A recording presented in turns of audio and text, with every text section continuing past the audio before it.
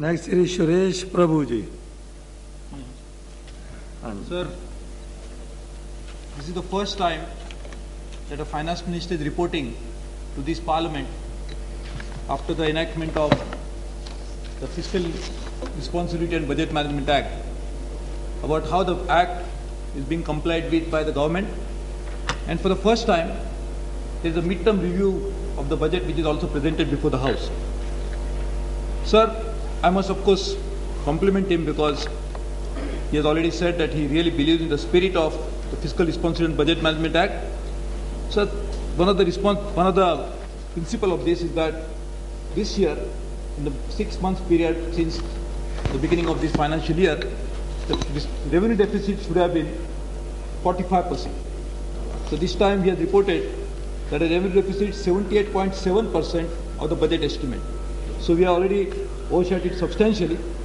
At the same time, the non-debt receipts which are increased this year are also mainly on account of the debt swapping by the state governments, which is a one-time affair. So I think over a period of time, and as the year advances, he'll have to probably work on getting more taxes collected, which the point we have said, and Prime Finance Minister feels that he's going to be on target. I wish him all the best. So this year, there are 56,000 new assessees have been added. In fact, we've always been saying that we need to increase the tax GDP base. Only 56,000 new assessees have been added. I would like to know how much tax has been collected from them, because the person who files the income tax return, he becomes an assessee. But whether he pays income tax or not is a different issue. So when we are thinking about increasing our tax GDP ratio, our efforts should be in increasing the amount of collection from new assessees, and there I think in that direction, I think how it is really faring will act. So the 12th Finance Commission has just submitted a report 2 days ago to the President of India. I'm sure it is going to have a great impact on the central financial resources during the year itself. So how that is going to be affected? Is there any provision that is required, and if it is made a provision, how the fiscal deficit of the current year will be affected is something which I would definitely like to know from him, as well as what is going to be the projected growth rate for the year. Because we always believed that unless we really sustain the great growth that we attained the last year of more than 8%, we are really not going to attain the various social target that we have in mind. And therefore this year, what is the growth rate is very interesting to see. In fact, the Reserve Bank of India is already saying that a growth rate should be much lower than what has been projected earlier. So I would really like to know from him, the Finance Minister, because the first time he's presenting, making a reporting under this Act. Sir, he has already been highlighting that savings need to increase because we need more investment, and for more investment and for the growth to be sustained in savings to be consumed little later, then there should not be a current account deficit. We should not resort to foreign debt. We really need more FDI. Unfortunately, sir, in this year, the FDI has fallen to 1.3 billion from $2.1 billion. I would really like to know what efforts will be made during the year, because already the Prime Minister announced that there should be something like $100 billion to be targeted for the next 10 years. So I would think that when there is a really falling, and when the growth rate also has to really increase, of course the Fiscal Responsibility Act will take care of reducing the government savings, because if we turn into revenue deficit, then actually the government savings will improve. But by and large, to improve the savings rate, as well as to ensure that FDI is also increased to make sure that our investment target is not missed, I would really like to know from him, as well as he has already highlighted that the manufacturing in India, which is now operating on a very thin base, just 24-25% of the GDP from manufacturing, 26% of GDP is not enough. How the efforts will really make to increase that? And I think there again, the government really needs to spell out a complete strategy how the manufacturing in India will grow. And sir, agriculture, which has always been, whenever agriculture production grows like it happened last year, the growth rate improves. We really need to weather-proof, monsoon-proof for agriculture, because this is something which is important. Otherwise, every time the monsoon fails, our agriculture production dips, and then our growth rate also goes down. And therefore, this is another thing I would really like to know. Sir, we are entering a very serious phase now in our public financing. Sir, our total debt of the Government of India is 64% of the GDP. Sir, the foreign debt is not as high, but the domestic debt is increasing very, very rapidly, and I think we really need to do something about it. And I would like to know, of course, reducing the revenue deficit itself is by definition cannot reduce your debt. So therefore, we really need an action plan how our debt total will be really reduced. So this year we have seen that our external commercial borrowing of the corporate sector has increased, though the foreign debt has remained as 1.12 billion, 0.6. So Sir, we have, on the one hand, we have got huge foreign exchange reserves. And the rising of foreign exchange reserve is also causing concern because the rupee is strengthening. Rupee not to strengthen, we are actually doing open market operation. As a result of that, the liquidity is improving, liquidity is increasing in the system. So therefore, sir, can we not think about a system whereby the external commercial borrowing, rather than people resorting to external borrowing, how can we actually use some of these resources also for bringing about development into our infrastructure? In fact, the Planning Commission has already made a proposal as to maybe $5 billion every year can be used for this. Sir, this is something which we really need to identify some infrastructure project, particularly in the power sector, particularly in the other infrastructure sector, where infrastructure is crying for investment, at the same time foreign exchange is rising. I think this is something which we really need to link, and I'm sure the government will have to provide that plan, and we must tell us. Sir, the NRA remittances this year have gone to $5.2 billion. In fact, our software, which we tout as one of a success story, are only $3.5 billion. So the non-resident Indians who are working abroad, particularly the workers, who are remitting money back home, which are actually helping us to tide over the problem, and therefore we are having a deficit, we are having a current account surplus.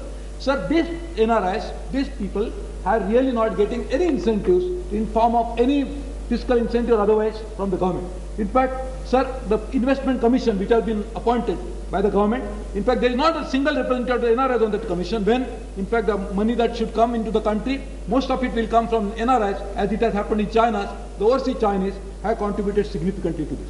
Sir, exports are driving up the economy now because the domestic demand is not rising as rapidly as it should be, and only 8 major items are now constituting 66% of export. So this is another challenge which we really need to work on, how we will be able to diversify our export portfolio. Otherwise, this is something which also will cause some cost to us. Sir, on infrastructure, the Electricity Act, as the Finance Minister also said, has helped us to provide a proper stability to the policies on electricity sector. But there is always a talk of reviewing of Electricity Act. That is also causing some sort of confusion. So I think it is about the time that government makes it clear whether the act is going to be reviewed, if at all is going to be reviewed, by what time the review will be completed, and if at all the review is going to result into some changes, whatever changes will be brought about to ensure that this will really not result into destabilization of the atmosphere that has been created. And sir, other very concern we should have is about the coal sector. Sir, the coal prices in India have increased so much that now if you compare the Indian coal with the South African coal, in South African coal and Indian coal, it is probably 6 times higher in India to buy that coal. So this is something which is unexplainable, and therefore I think this is something on infrastructure we really need to work on. So the second point of concern, and that all of us should be concerned about, and which some of my friends were pointing out, is the state of affairs of the state's finances. So the development expenditure of states has gone down from 10.17% of GDP to 8.9% in the last 10 years. And suppose it had not gone up like this, the states would have had 29% more, 29,000 crores more money to invest on development. So the net transfer from the central government to the state government has gone down from 5.57% to 3.35% of GDP, and as a result of that, again, states' ability to invest more is gone down by 50,500 crores. So debt servicing of the state, which is now 9,175 crores, has gone down to 43,128 crores, where the states are now giving 18,468 crores more to the states in terms of repayment than getting anything from the central government. The state's interest liability, which in fact, sir, has gone down from 8.32% to 12.96%, and therefore the gap of interest paid by the states and interest received by the central government at the rate it borrows, at the rate at which it gives back to the state government, has improved from 0.31% to 4.99%. So that means today the central government is charging 5% more to the states for the loans that it takes from them. So it is causing a serious adverse impact on the ability of the states to bring about a development, and which is actually telling in terms of we are not getting enough infrastructure created. So as we want infrastructure to be created in the central sector, also the states will need resources, and this is adversely impacting them. Sir, this particular supplementary demand should have provided for certain expenditure the government is committed to. For example, National Employment Act is going to be introduced in the Parliament. Sir, as per one estimation, one mandate job created, it will require 126 rupees for guarantee. The National Advisory Committee is saying it is 100 rupees per day. So even if you take the list of this, the amount of money that will be required to provide the job guarantee for 34 million families will be 42,840 crores. If the government is going to introduce the bill very soon, then probably some amount of money should have been provided in this, or alternatively, is this the scheme which is not going to be implemented in this year or going to be implemented next year? If it is going to be implemented this year, it will have a huge impact on the finances and the fiscal deficit. Sir, on Tapas Bujumdar Committee in 1999 had said, for education, 13,700 crores will be required for every 10 years, every year for next 10 years, to just keep all the out-of-school children back to the school. So the amount of money required to be provided for this would have been much higher. This is not provided. As a result of it, again, the fiscal deficit could have been much higher. Sir, the PSU investment, which already the government has taken credit, budgeted for 4,000 crores during the current year. So far, the money realized is only 5% of the target. So either if the PSU disinvestment is going to take place, if it is not going to take place, then the fiscal deficit will again rise by almost 4,000 crores. Sir, the finance minister announced that water bodies, 1 million new water bodies will be brought into reality. Sir, would like to know the progress, because I was looking at the compliance report in this media review. There is really not mentioning about it. On healthcare, sir, Center for Health and Allied Themes had said that 2 out of 5 primary health centers really do not have even skeletal staff. And only improvement in the budget over the last year is only 5%.